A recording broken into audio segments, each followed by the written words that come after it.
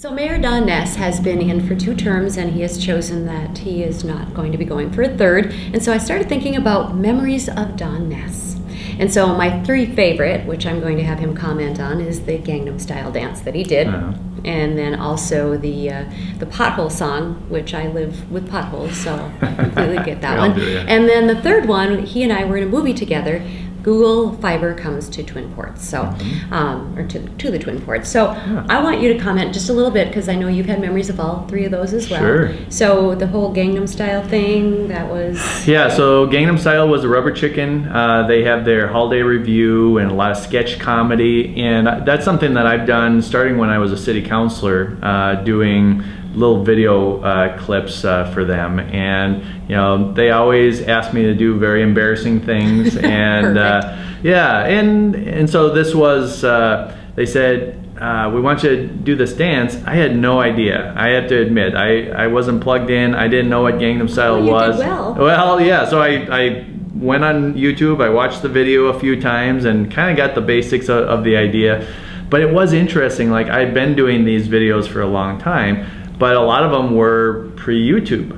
And a lot of them even were more embarrassing than the ones than that one. Yeah. And yet now with YouTube, and it went local viral, and 20,000 people watched it. And it's not just a short video either. You will notice that you become quite exhausted throughout the video. Yeah. So you might want to watch that one. And then as far as the Google movie, you and I were in that together. Yeah, and that was back let's see, 2009 maybe, when. Yeah, I don't know either. What, 5 years ago, maybe? Yeah. So there were a lot of folks that were trying to capture Google's attention and encourage them to select the city of Duluth for their fiber project. And we put a really good campaign together, and there was a lot of enthusiasm in the community. And we had folks that were giving their talents in a lot of different ways, and you were kind of your acting talent and being on that film, and some of the production talent that went into the creation of that, and it demonstrated our commitment to this idea and was a vehicle to kind of make our case. And most everything was donated, and we had a director that came from California, right. So that was very cool. It was amazing, yeah. And then the final thing is, I noticed that you have quite the voice. You were singing a song about potholes, which I've sat in this office and talked to you about before. Yes.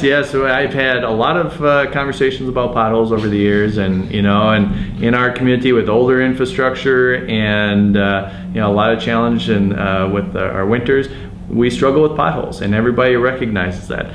So every year for Homegrown, I kind of give a kickoff speech for Homegrown. I try to be creative in some way, and there's a punk song called Mohawks that was done by a band called Gil Junko, who used to play in Duluth in the late 90s. And I love that song. It was a really kind of powerful song. And I knew I wanted to do something kind of funny about potholes. And I thought, what if I changed the lyrics of Mohawks to Potholes, and being about just riffing about how terrible the potholes are and what a burden it is on our community, and how everybody's angry about me about potholes. And angry. Well, no, angry, yeah, or frustrated, or wishing it was something different. And that's what I've tried to do as mayor is look for opportunities to kind of acknowledge the seriousness of the issues that we face, but to do it in a way that makes it clear that I'm not taking myself too seriously. I'm taking the issue seriously, and we need to make progress on these things, but I don't have to take myself too seriously. So some of the examples that you use are ways to just kind of show, to have some fun with it and build community through making a fool of myself. That is awesome that you're able to do that. So my last question to you is, what is your favorite memory? Do you have a favorite? I'm sure you have thousands in your head, but can you bring one out for us today? You asked me that before, and I think the thing that I really enjoy is when I can involve my family in the job, and so bringing my kids to events or to participate in the things that we do. So I'm not sure if I have a particular memory. I guess one that comes to mind is I think it was my second State of the City address, and we were down at the deck in this very formal gathering, and hundreds of people there, and there's and of course those were very difficult times for the city, and we had, we were laying people off, we had budget cuts, and there was a tension in the room. And I started giving my speech, and then my son, who was 2 at the time, he was all the way across the room and heard my voice, and then started like making a beeline towards the stage, saying, "Daddy, Daddy," and it just kind of broke the tension that was in the air. And I had a very short little interaction with James.